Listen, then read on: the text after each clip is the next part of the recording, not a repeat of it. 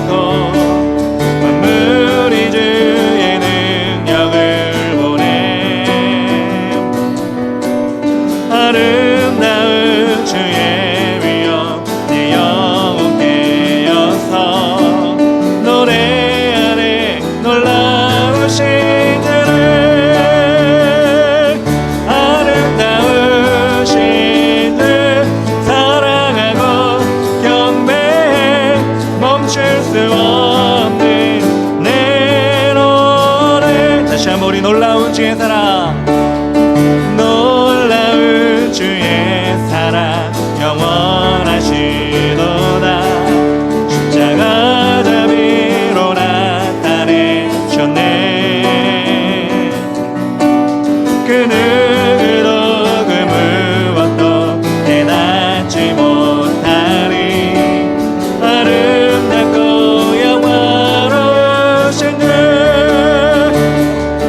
아름다우신 주 사랑하고 경배해. 멈출 수 없는 내 노래.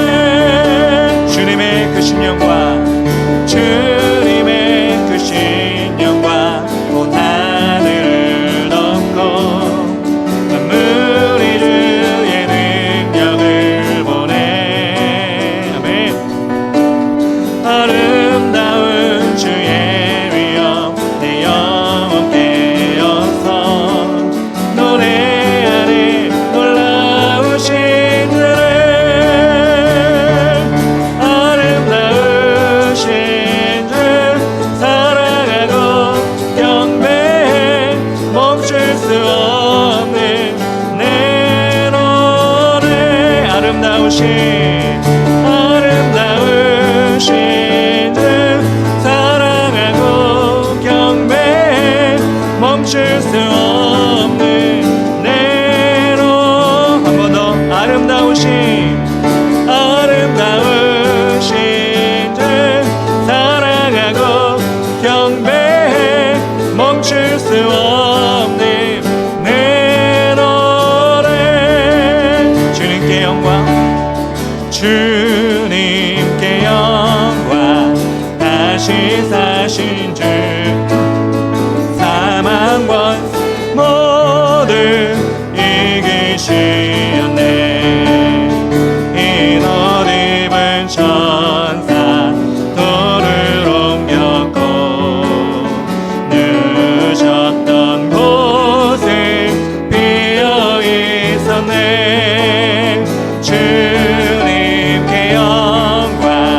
다시 사신 주, 사망 권세 모두 이기시었네. 부활의 주님 나타나시사 두려움과 의심 물리치셨네. 주의 교회 기뻐 찬송하여라. 다시 사신 주님 죽음 이겼네. 주님께 영광.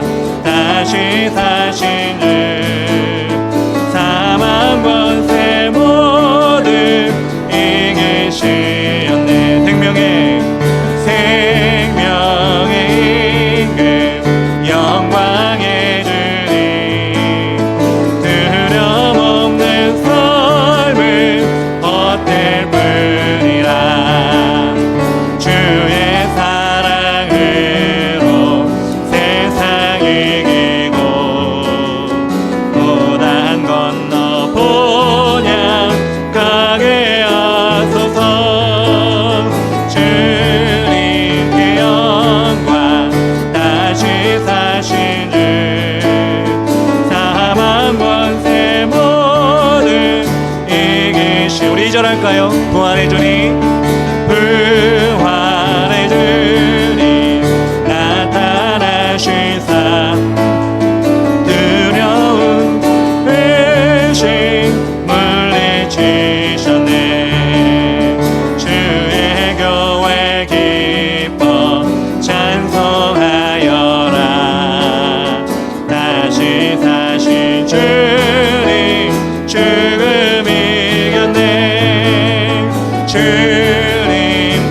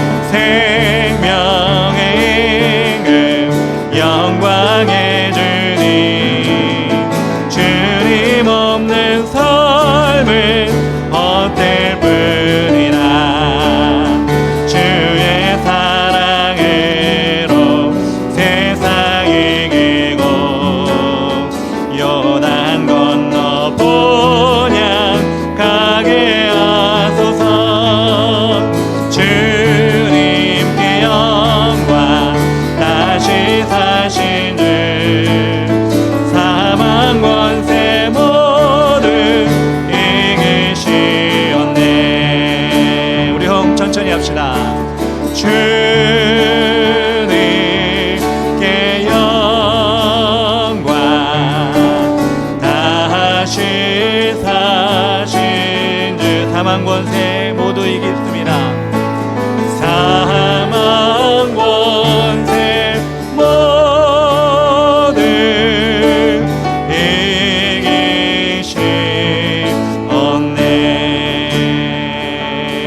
이기시었네. 오늘 숨을 쉬는 것 감사, 나를 구원하신 것 감사, 내 뜻대로 안 돼도 주가 인도하신 것 모든 것 감사, 내게 주신 모든 것 감사, 때론 가져가심도 감사, 내게 고난 주셔서 주 뜻 알게 하신 것 모든 것 감사. 주님 감사해요. 주님 감사해요. 내가 여기까지 온 것도 은혜입니다. 주님 감사해요. 주님 감사해요. 나를 사랑하신 주 사랑 감사합니다. 항상 주 안에 있음 감사, 항상 주 안에 있음 감사, 참된 소망 주심도 감사, 나 같은 사람도 자녀 삼아 주신 것 모든 것 감사. 아멘. 주님 감사해요. 주님 감사해요. 내가 여기까지 온 것도 은혜입니다. 주님 감사해요. 주님 감사해요. 나를 사랑하신 주 사랑 감사. 주님 감사합니다. 고백합시다. 주님 감사해요. 주님 감사해요. 내가 여기까지 온 것도 은혜입니다. 주님 감사해요. 주님 감사해요.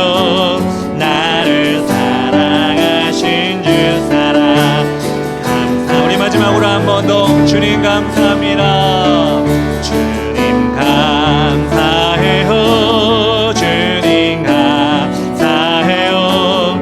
내가 여기까지 온 것도 은혜입니다. 주님 감사해요.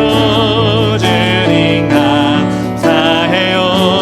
나를 사랑하신 주 사랑 감사합니다. 주신 말씀은 에베소서 1장 15절부터 23절까지 말씀입니다.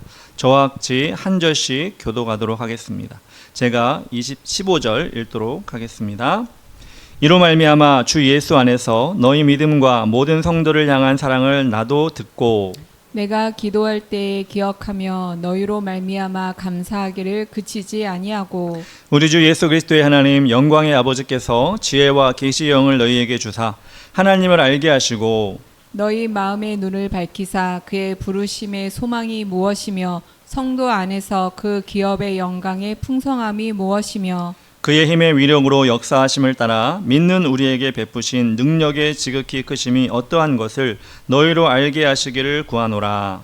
그의 능력이 그리스도 안에서 역사하사 죽은 자들 가운데서 다시 살리시고 하늘에서 자기의 오른편에 앉히사 모든 통치와 권세와 능력과 주권과 이 세상뿐 아니라 오는 세상에 일컫는 모든 이름 위에 뛰어나게 하시고 또 만물을 그의 발 아래에 복종하게 하시고 그를 만물 위에 교회의 머리로 삼으셨느니라. 다 같이 교회는 그의 몸이니 만물 안에서 만물을 충만하게 하시는 이의 충만함이니라. 아멘.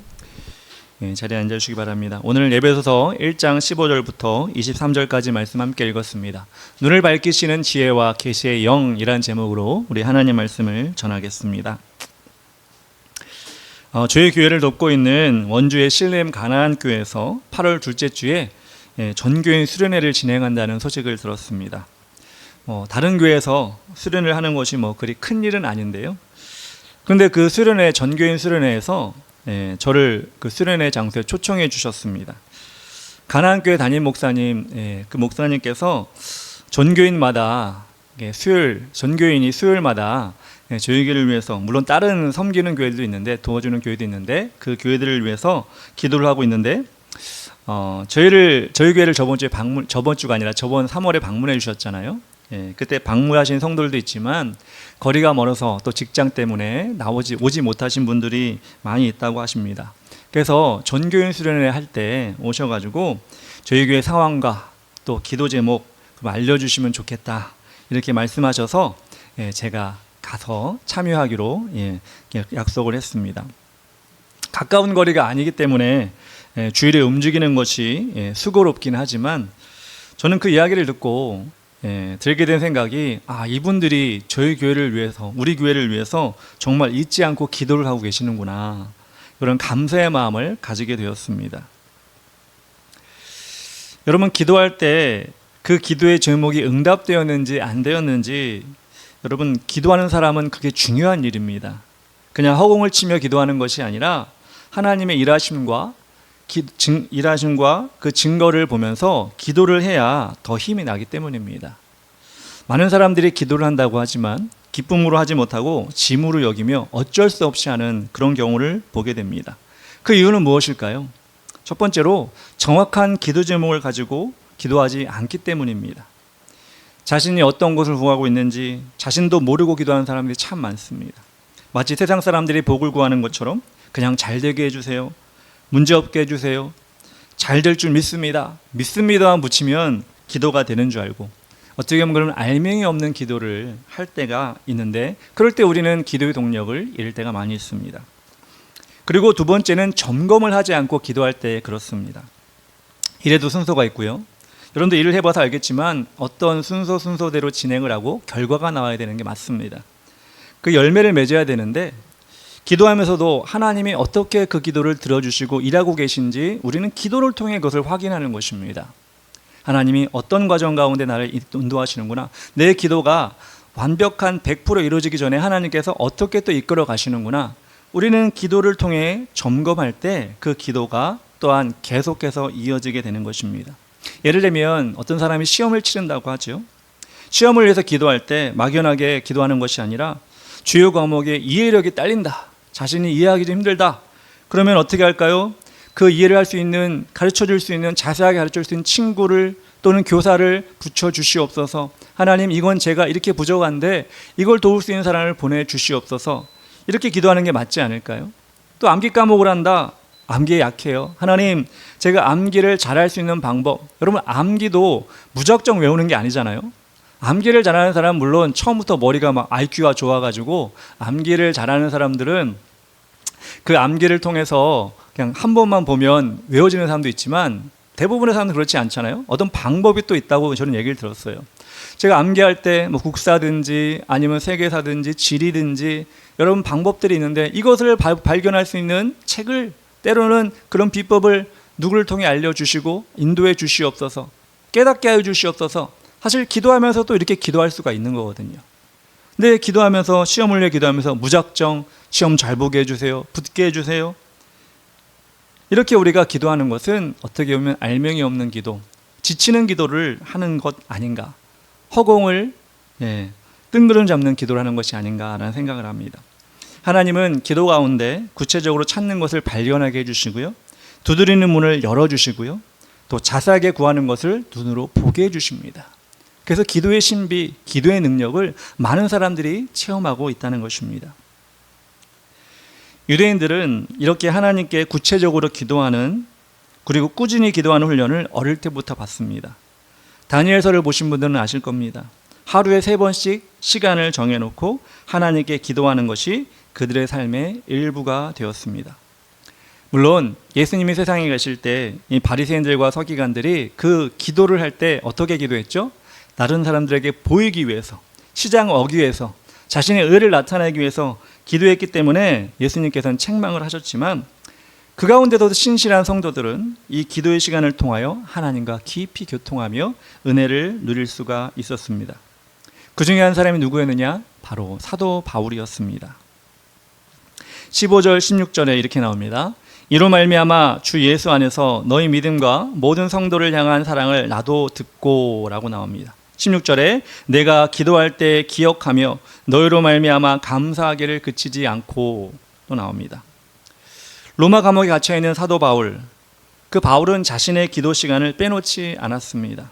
그리고 그 기도 제목은 자신만을 위한 것이 아니라 자신이 그동안 전도했던 소아시아 지역의 초대교회들을, 그 성도들을 온전히 포함하고 있었습니다. 그 중에서도 애정을 가진 지역이 있다면 바로 에베소 지역이었을 것입니다. 많은 사람이 에베소 지역에서 하나님을 믿게 됐고요, 예수 그리스도를 구주로 받아들이게 되었고요, 드란노 서원이라는 곳에서 성경 공부를 2년 동안이나 가르치면서 열심을 심었던 곳이 바로 에베소 지역이었습니다. 그런데 그렇게 에베소를 위해 기도할 때 구체적으로 그것을 위해 기도하는 것으로 끝나는 것이 아니라 그곳에서 어떤 일이 일어나고 있는지, 어떤 열매가 맺혀졌는지를 계속해서 체크하고 그 소식을 들어가며 기도했다는 것을 우리는 알 수가 있습니다. 그 당시에는 지금 우리처럼 메모지가 옆에 있어서 적어놓고 기도하거나 스마트폰이 있어서 타이프 쳐놓고 기도하고 이러지 못했을 것입니다. 온전히 들으면 기도하면서 기억하고, 온전히 들으면 아, 이런 일이 일어났구나 감사하면서 기도하고, 이런 식으로 사도 바울은 기도를 했을 것입니다. 그래서 바울이 그 기도할 때마다 그것을 기억하고 머리에 항상 새기면서 기도했는데 하나님은 그 기도를 귀하게 사용하신 것입니다. 제가 지난번에 시골에 내려갔을 때 그 가나안 교회 집사님 한 분을 만났어요. 그분이 좀 약간 지능적으로 약간 좀 문제가 있는 분이었어요. 근데 교회 생활을 열심히 하는 분이었어요.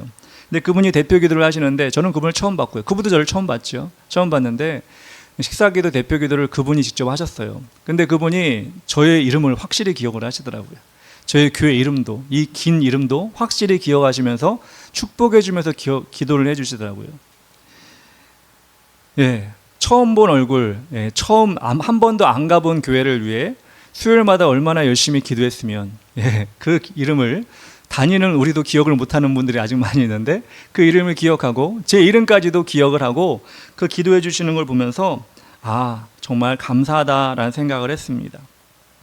그렇게 기억하여 기도하면 그렇게 기도를 받는 자들, 기도 중보 기도를 받는 자들에게 힘이 생기기도 하고요, 물론 제가 그걸 못 들었다 할지라도 하나님이 들으셨기 때문에 그 기도에 응답하셨을 것이라고 생각을 합니다.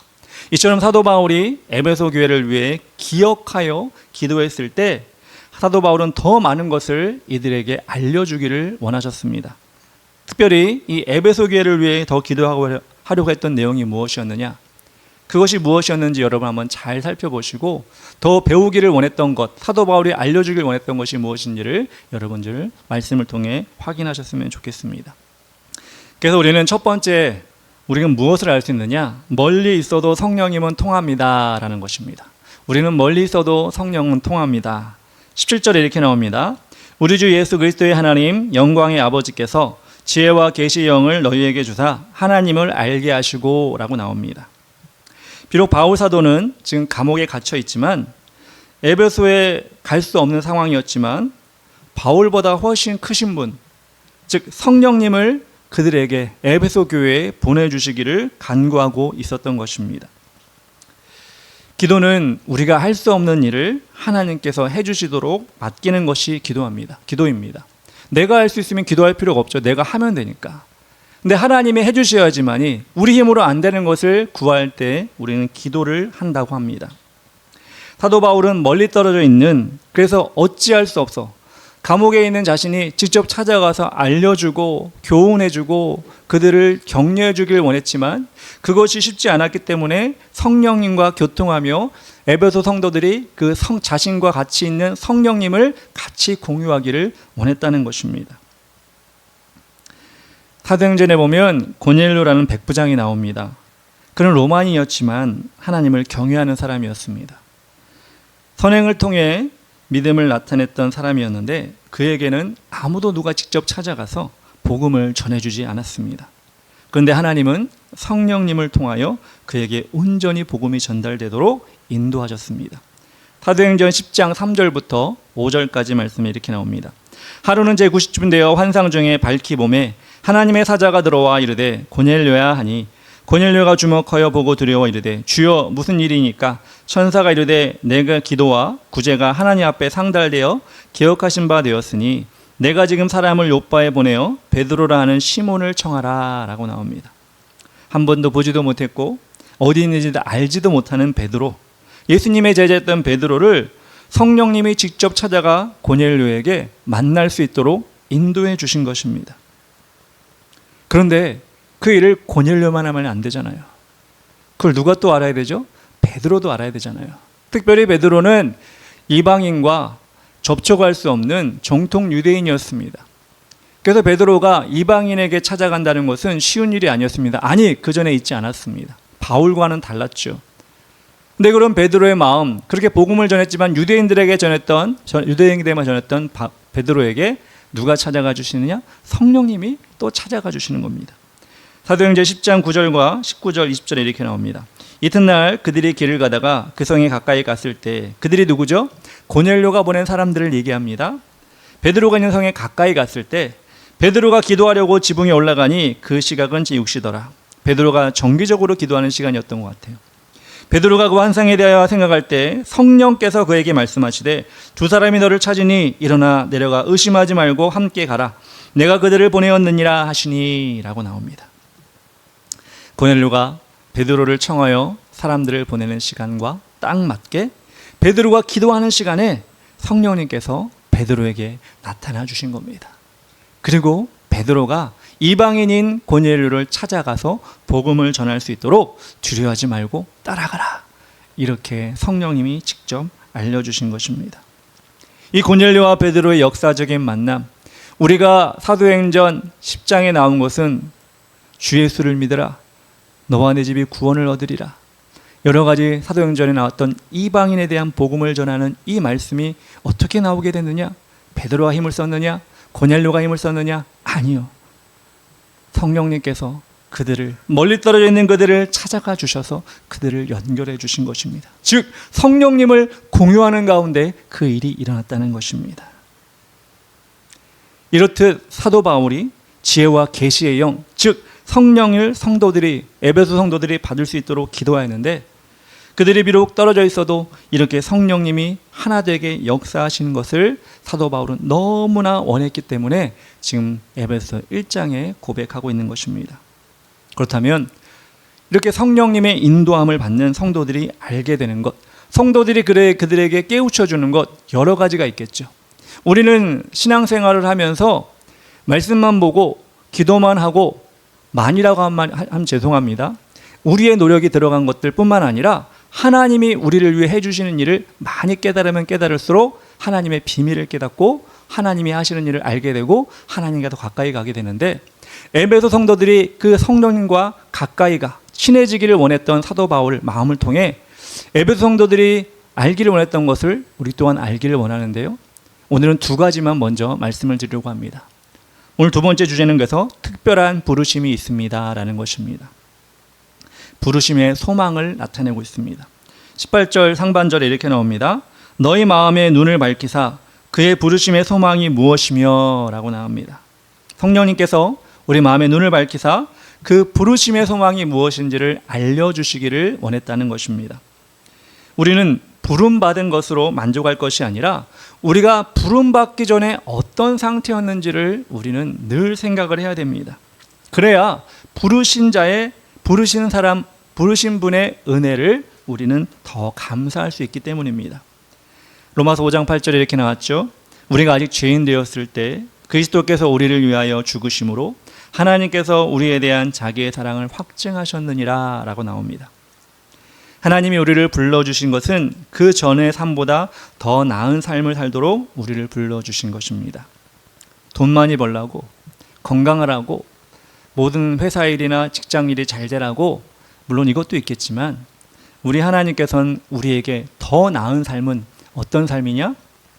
죄악으로 인해 영원한 지옥으로 갈 수밖에 없는 그 인생, 그 마지막은 정해져 있는 그 인생을 천국으로 가는 인생으로 바꿔주신 것, 그것으로 우리를 초대해 주신 것을 우리가 알라는 것입니다. 하나님의 부르심이 있기 전에는 그 비참한 인생이었다는 것을 기억할 때 우리를 새롭게 인도해 주신, 하나님의 자녀로 인도해 주신 그 자리에서 우리는 감사를 드릴 수 있게 됩니다. 그래서 우리는 우리가 드리는 이 예배, 그 하나님의 부르심을 기뻐하는 자리가 되어야 하고요, 하나님의 은혜를 입은, 부르심의 은혜를 입은 사람들이 그분을 높여드리는 자리가 바로 예배 자리라는 것입니다. 그런 정확한 인식 없이 우리가 예배에 나온다는 것은 알맹이 없이 그냥 몸만 앉아있는 거나 마찬가지입니다. 마치 천국에서 우리가 경험하게 될, 영원히 누리게 될 어린 양의 혼인잔치를 우리가 아직 천국 가지 못했지만 이 자리에서 주님 전에서 그 청옥잔치를 우리가 벌이고 있다는 것입니다. 개인적인 이야기지만 저희가 작년에 이사를 갔는데요, 지금 있는 곳으로 이사를 갔는데 저희 가족들이 참 그 집에 대해서 만족을 하고 있습니다. 뭐 좋은 집은 아니에요, 뭐 넓은 집도 아니에요. 근데 참 만족하고 있습니다. 왜 만족하느냐? 왜 하나님의 은혜라고 생각하느냐? 우리가 전에 살던 집보다 훨씬 좋기 때문에 그렇습니다. 전의 모습이 어땠느냐? 그것보다 훨씬 좋기 때문에 우리는 만족하고 감사하고 살아가고 있습니다. 가족끼리 얘기할 때마다 그래요. 지금 있는 집을 만족할 때 참 좋다, 참 좋다. 근데 그 말 전에 뭘 하느냐? 전에 집에는 모기도 많았는데, 전에 집엔 햇빛도 많이 안 돌아왔는데, 전에 집에는 답답했는데, 이게 전에 집에 대한 우리의 마음을 이야기하고 그때 불편함이 지금 다 상쇄돼 버린 거예요. 이렇게 우리가 전의 모습이 어땠는지를 현재 모습과 비교하며 감사할 때 현재 누리고 있는 감사가 더 커지게 되는 것입니다. 그래서 때로는 지금 살면서도 불편함이 좀 있겠죠. 좀 어려운 점이 있겠죠. 근데 그 불편함과 어려움을 우리가 잊을 수 있는 건 무엇이냐? 전에는 훨씬 더 열악했거든요. 전에는 훨씬 더 부족했거든요. 그러니까 지금의 조금 불편함, 지금의 좀 연약함은 우리가 견딜 수 있고 감사로 그것을 이겨낼 수 있다는 것을 저희는 체험하고 있는데요. 여러분, 우리가 지금 하나님의 자녀로 살아가는 것, 여러분 만족하십니까? 전에 죄 가운데 살던 때가 더 좋았죠. 아니, 우리 가운데는 또 모태신앙이 많았기 때문에, 모태신앙이 있기 때문에 모태신앙 이전의 삶이 어땠는지는 없죠. 어머니 뱃속이니까. 근데 세상에서 즐기고 먹고 마시고 했던 그 시간들, 저도 어릴 때부터 다녔기 때문에 먹고 마시고 즐기는 시간은 없었지만 그때가 더 좋았지, 그때로 돌아가고 싶어. 여러분, 이런 마음으로 우리가 예배에 나올 수가 없죠. 이런 마음이라면 우리가 하나님께 나와 예배할 수가 없는 것입니다. 우리의 영혼의 부르심이 그렇대. 그런데 우리가 지금 하나님의 자녀로 살아가는 것이 그래 감사함으로 우리를 덮을 때 우리는 더 나아가서 부르심의 목적을 더 생각하며 살아갈 수가 있는 것입니다. 불렀구나, 끝, 감사해야지. 아니, 부르심의 목적이 더 뭐가 있을까? 우리는 생각하게 되는 것입니다. 하나님의 부르심의 목적이 무엇입니까? 천국 가라고요. 천국 가라고 불러주셨죠. 맞습니다. 그런데 그렇게 우리를 부르시고 천국으로 바로 보내주셨으면 좋겠는데, 여러분 바로 안 갔죠? 저도 초등학교 아니 7살 때부터 교회를 다녔지만 그때 하나님 믿고 바로 천국 보내준 게 아니에요. 세상을 지금까지 수십 년 동안 살고 있습니다. 왜 그럴까요? 이 세상에 계속 우리가 살아가는 이유는 무엇일까요? 그 부르심의 목적이 세상에도 있다는 것입니다. 자신의 신앙을 지키는 것, 그리고 다른 사람에게도 그 부르심이 있다는 것을 알려주는 것, 그것이 우리 부르심의 목적이라는 것입니다. 여러분이 어릴 때, 또 제가 어릴 때 불렀던 어린이 찬양 참 많이 있었죠. 그 중에도 여러분 구원열차라는 찬양 여러분 다 아실 겁니다. 나는 구원열차 올라타고서. 그때만 해도 참 어린이들이 순수해가지고, 지금 어린이들이 안 순수한 건 아닌데 사실 좀 보면 영악한 것 같긴 해요. 그때는 그 짧은 찬양이었고, 뭐 아무런 뭐 어떤 기교가 있는 찬양이 아니었는데도 그 찬양을 부르면, 뭐 여름 성경학교 때 부르면 막 목에 핏대가 올리면서 찬양을 했습니다. 그 중에 또 영악한 그런 어린이들은 선생님이 열심히 하면 간식도 더 주고 이런 거 알기 때문에 그 찬양만 나오면 막 일어나서 찬양하는 어린이도 있고 막 그랬습니다. 저는 좀 소심해가지고 그냥 노래만, 찬양만 따라 불렀던 기억이 나는데, 나는 구원 열차 올랐다고 해서 하늘나라 가지요. 이 찬양의 클라이막스는 뭐죠? 차표 필요 없어요. 주님 차장 되시니 나는 염려 없어요. 맞습니다. 우리가 구원 열차 타고 하늘에 천국에 가는 것은 예수 그리스도의 은혜다. 그것을 찬양하는 그런 가사가 담겨 있는 찬양입니다.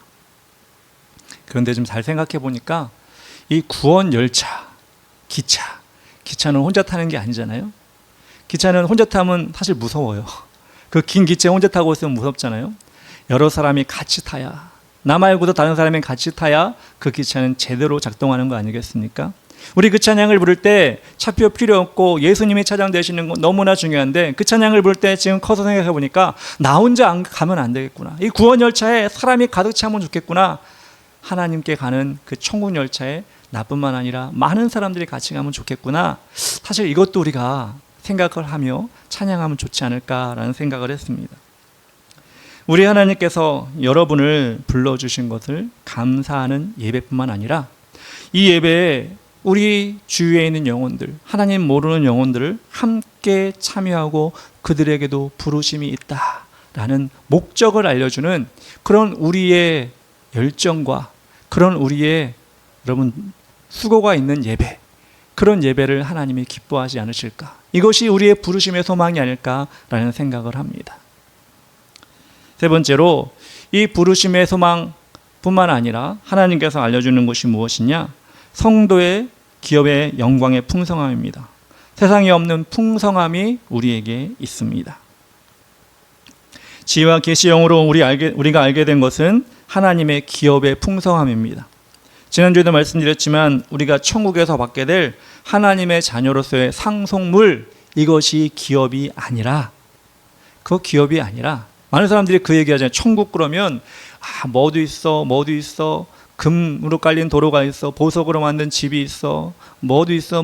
사실 근데 여러분, 천국은 그게 중요한 게 아니에요.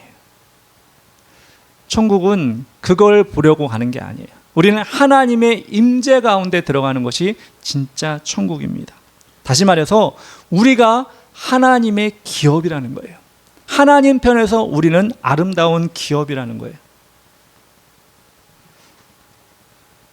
에리 프롬이라는 작가가 소유냐 존재냐라는 책을 썼습니다. 그 안에서 어떤 이야기가 나오냐?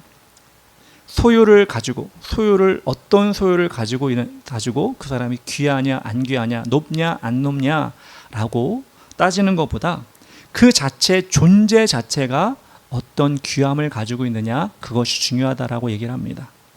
그런데 어느 사람들은 그 소유에 따라 그 사람을 존귀하게 여길 때가 많이 있죠. 저 사람 몇 천만원짜리 차를 타잖아. 저 사람이 살고 있는 집은 몇십억짜리잖아. 타워 팰리스래. 저 사람이 신고 있는 신발은 한정판인데 장난이 아니야. 우리 인간의 눈으로 바라보는 그 사람의 소유물 때문에, 물론 그 소유물을 얻기 위해 노력한 건 있겠지만, 그렇다고 그 소유물을 갖고 있다고 그 사람이 오직 존귀한 자는 아니잖아요. 근데 우리는 쉽게 그렇게 생각을 하죠. 호텔에 가서도 마트지 같은 거 몰고 가면 도어맨이 벨맨이 안 나오죠. 근데 좋은 차, 그런 차 타고 가면 나와가지고 문도 열어주고 그렇게 하잖아요. 이게 세상의 방식이죠. 근데 여러분, 우리가 그렇게 세상 사람들이 소유를 가지고 귀천을 따질 때, 우리 눈에 보이는 것으로 반응을 할 때, 근데 우리 하나님은 우리에게 그 소유가 아니라 존재에 대한 귀중함을 알려주셨습니다. 즉 하나님의 자녀, 하나님의 상속자가 된다는 것을 우리에게 알려주셨습니다. 그것을 우리는 세상에서 보다 성도 안에서, 그 성도들 가운데서 그것을 더 발견하기가 쉬워요. 안 그래요? 여러분 나가가지고 나 교회에서 사랑받는 사람이야, 나 교회에서 은혜 받는 사람이야, 세상 사람들한테 가서 그 얘기하면 어떻게 해요? 그래? 그런데 그거보다 세상 사람들은 야, 나 로또 됐어. 오, 대단해. 나 차 좋은 거 샀어. 오, 멋진데. 근데 여러분, 교회 안에서는 어때야 돼요, 사실? 아, 나 로또 됐어요.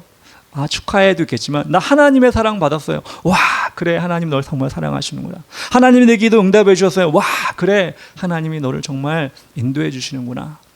이런 우리의 하나님의 자녀된 존재를 가장 잘 알아주는 곳이 어디가 되어야 된다고요? 교회가 된다는 것입니다. 성도 안에서 그 기업의 풍성함을 누릴 수 있다는 것입니다. 그래서 우리는 교회 안에서 서로를 어떻게 부르죠? 형제님, 자매님 이렇게 부릅니다. 사장님, 회장님, 변호사님, 검사님 이렇게 안 부르고요. 세상에 있는 직책이나 그런 권력의 자리에 있는 그 직책을 안 부르고 형제님, 자매님. 어떤 교회는 정말 뭐 직분을 안 주고 그렇게 다 끝까지 형제님, 자매님으로 다 통용하는 교회도 있더라고요. 세상에서는 절대 그렇게 형제님, 자매님 부르면 뭐야? 막 이렇게 할 거 아니에요. 근데 우리는 하나님 안에서 주님이 주신 교회 안에서 그렇게 부르면서 만족합니다. 60대, 70대 회장님도 청년이 가서 형제님 그럴 수 있어요. 나이 어린 20대 청년에게 권사님 뻘되는 나이 지긋한 성도님이 자매님 그럴 수 있어요. 기분 안 나빠요. 오히려 감사해요. 왜? 우리는 하나님 안에 형제 자매로 만들어주신 그 하나님의 존재 가치를 이해하고 있기 때문에 그렇습니다. 그것이 세상에 있는 권력보다, 세상에서 주는 물질의 힘보다 더 크지 않겠습니까? 여러분, 크다고 생각하지 않습니까? 나 집사야 이거 자랑하라는 얘기 아니에요. 나 권사야, 나 장로야 자랑하라는 얘기가 아니에요. 하나님께서 나를 하나님의 자녀 삼아 주셨는데 세상 사람들은 몰라주고 세상 사람들은 그게 뭔데? 라고 해도 교회 안에서 하나님 안에서 서로가 하나님의 자녀로서 그것을 기뻐해주고 감사해주고 높여주는 모습, 이것이 하나님의 기업의 풍성함이 아닐까 저는 생각을 합니다. 하나님이 주신 존재, 즉 정체성을 알아가는 기쁨은 다시 말해서 우리 교회 안에서 그렇게 빛나게 될 것입니다. 저는 동호회 활동을 잘 안 해봤는데요.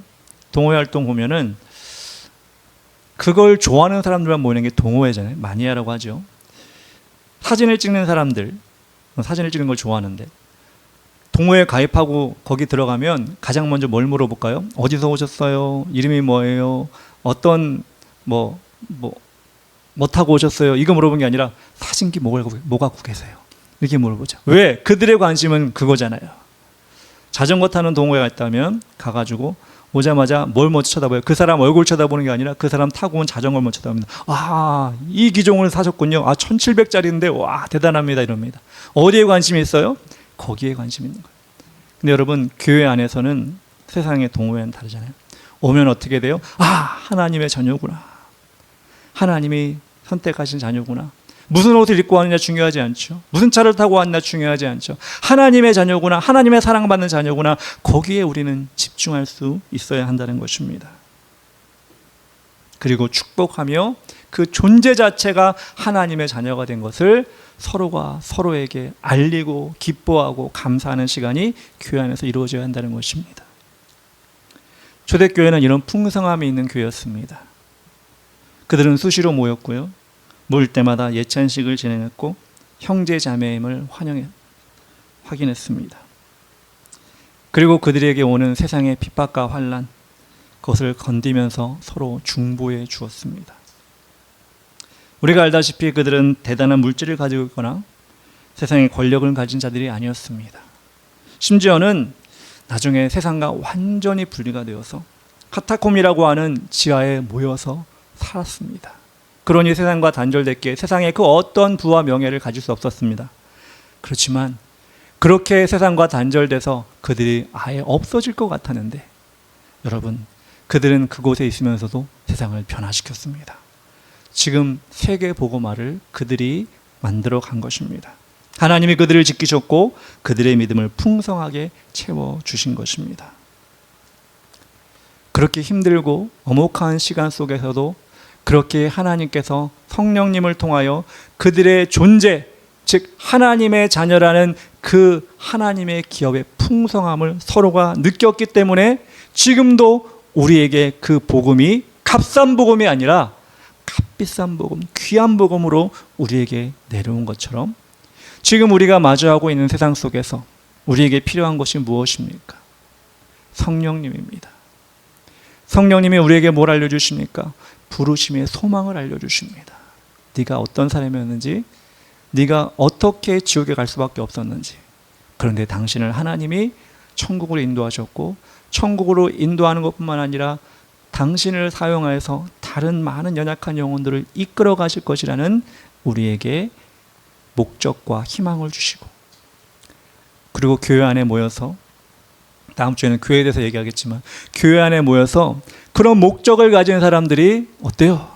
자전거 안 바라보고 카메라 안 바라보고 우리는 하나님 바라보고 하나님의 자녀 바라보고, 야 축복합니다, 야 사랑합니다, 야 하나님이 당신을 사용하십니다, 하나님이 당신을 기뻐하십니다, 이렇게 하나님 바라기, 하나님의 은혜를 바라보는 그런 모임 가운데 우리를 불러주셨는데, 그것이 여러분 어떻게 돼야 되죠? 흘러 넘쳐야 됩니다. 흘러 넘쳐 어디까지 가야 됩니까? 세상에까지 가야 됩니다. 가장 먼저는 우리 가정에 가야 되고, 우리 친구들에게 가야 되고, 우리가 아는 지인들에게 가야 되고, 그들이 처음에 들을 때는 야 교회 안에서 행하는 게 뭐 기쁜가 보네. 근데 우리가 그렇게 얘기만 하고 끝나는 게 아니에요. 우리 삶이 그렇게 바뀌는 거, 와 기뻐하네, 와 뭔가 다르네, 뭔가 저 사람을 보면 뭔가 있네, 이런 식으로 우리가 세상 사람들에게 스며들듯이 하나님의 사랑을 나타낼 때 하나님은 우리를 통해 그것을 일하시고 계신 것입니다. 우리를 통해 일하시면서 열매를 맺어가는 과정을 가지고 계신 것입니다. 저는 여러분들이, 그리고 우리 교회가 그런 하나님의 성령님의 인도하심을 충만하게 받고 그렇게 우리 삶 속에서 하나님을 높여드리며 이 교회 안에서는 하나님과 함께 지어져 가고 만들어져 가는 하나님의 귀한 일꾼들, 하나님의 귀한 자녀들 됐으면 좋겠습니다. 우리 시간 찬양하며 기도하기 원하는데요, 우리 함께 지어져 가는 이 찬양, 여러분 찬양할 때 이 가사를 생각하시면서 같이 우리는 하나님의 자녀란 정체성, 그리고 하나님께서 우리에게 주신 이 교회 안에서 세상을 변화시키는 하나님의 목적을 가지고 있다는 걸 깨닫고 우리 찬양 가운데 나갔으면 좋겠습니다.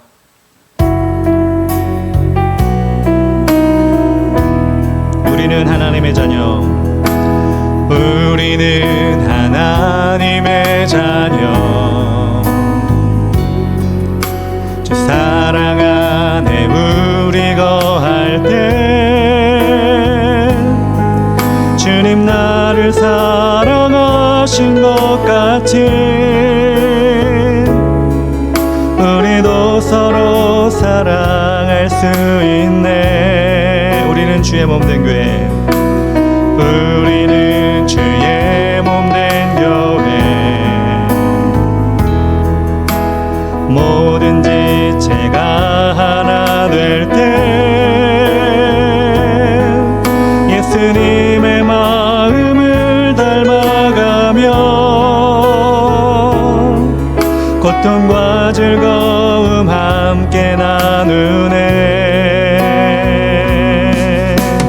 하나님 안에서 우리 서로 이어져 주가 거하실 성전이 되네.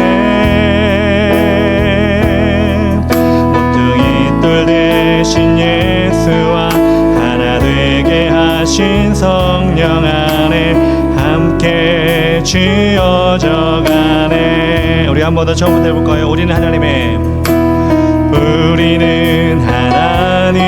자녀,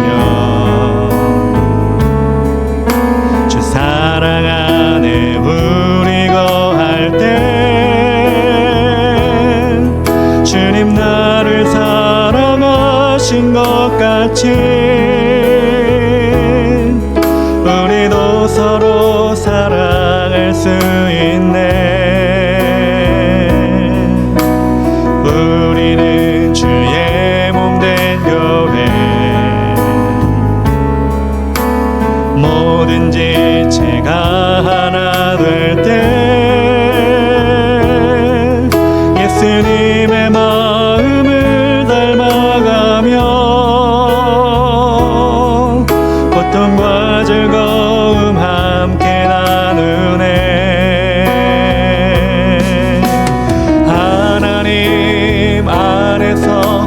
우리 서로 이어져 주가 거하실 성전이 되네. 모퉁이 돌 대신 예수와 하나 되게 하신 성령 안에 함께 지어져 가네. 하나님 안에서 우리 서로 이어져, 하나님 안에서 우리 서로 이어져 주가 거하실 성전이 되네. 모퉁이 돌 대신 예수와 하나 되게 하신 성령 안에 함께 지어. 우리 마지막으로 한 번 더, 하나님 안에서, 하나님 안에서 우리 서로 이어져 주가 거하실 성전이 되네. 모퉁이 돌 대신 예수와 하나 되게 하신 성령 안에 함께 지어져 가네.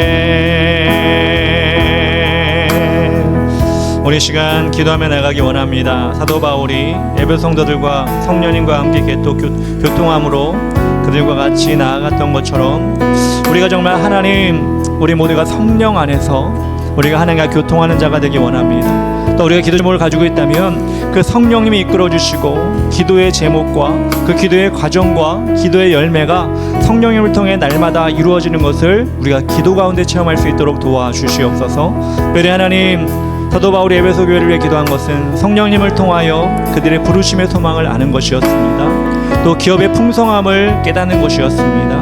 초대교회 성도들이 힘들고 어려웠지만 그렇게 성령님께서 그들의 영안을 열어주셔서 그들의 마음을 열어주셔서 그들의 신앙을 끝까지 인도해 주신 것처럼 우리에게도 하나님이 이 맞이할 세상 속에서 우리가 신앙을 어떻게 유지하며 어떻게 하나님과 동행하며 우리의 존재된 가치, 하나님의 자녀라는 것을 잊지 않고 감사하며 살아갈 수 있는지 우리가 삶 가운데 알게 해주시고 우리가 체험케 하여 주시고 그것을 위해 힘쓸 수 있도록 도와주시옵소서.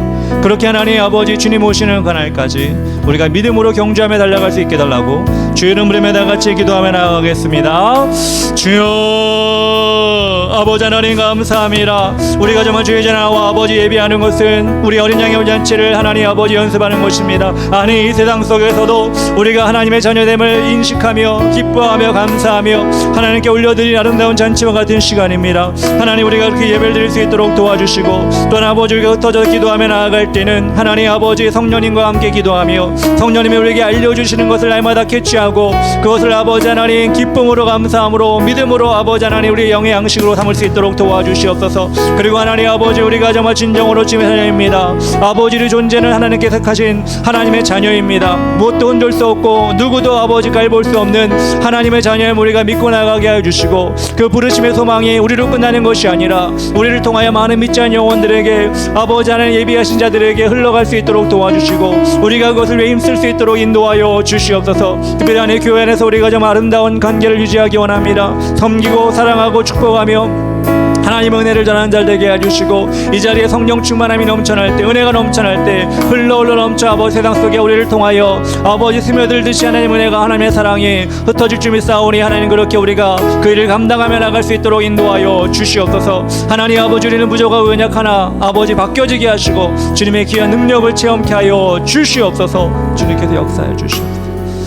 사랑의 하나님 감사합니다. 우리를 오늘 사랑하여 주시어서 하나님 자녀로 불러주셔서 이 자리에 우리를 위해 예배한 자리에 우리가 앉게 하시고 그 예배를 하나님께 올려드리는 아버지 귀한 하나님의 예배자로 서게 해주시니 감사합니다. 하나님 아버지 우리가 바라옵는 것은 우리를 부르신 하나님 비참하고 죽을 수밖에 없고 아버지 소망이 없는 그 자리에서 하나님의 자녀로 영원한 천국을 바라보는 하나님의 귀한 기업으로 삼아주셨사오니 하나님 우리가 그것을 아버지 하나님 잃어버리는 것이 아니라 무시하는 것이 아니라 가볍게 여기는 것이 아니라 날마다 감사하며 날마다 하나님 그것을 통해 찬양하는 우리가 될 수 있도록 도와주시옵소서. 특별히 하나님 간절히 바라고 나가는 것은 하나님 우리가 함께 지어져 가기 원하는데 우리 주의 길을 가는 교회 안에서 그 믿음의 아버지 하나님 관계 속에서 하나님의 영광을 나타내며 이것이 흘러 넘쳐 이 지역 가운데 민족 가운데 열방 가운데 흐르고 넘치게 하는 귀한 공동체가 우리가 될 수 있도록 도와주시옵소서. 이제는 우리 구주 예수 그리스도의 크신 은혜와 하나님 아버지의 크고 위대하신 사랑과 성령님의 인도하심과 동행하심과 도와주심이 지혜와 계시의 영을 받아 마음의 눈을 열어서 하나님이 우리를 부르신 뜻을 깊이 감사하고 우리를 소유 아닌 존재 자체로 존귀하게 사용하시는 하나님의 그 풍성한 은혜를 귀하게 여기기 원하는 주의 길을 가는 교회 모든 성도들 머리머리 위에와 가정예회와 직장예회와 사업장예회와 학교예회와 가는 곳 모든 곳 위에와 그리고 이 나라 민족예회와 그 교회 위에 이제로부터 영원까지 함께 계실지어다. 아멘.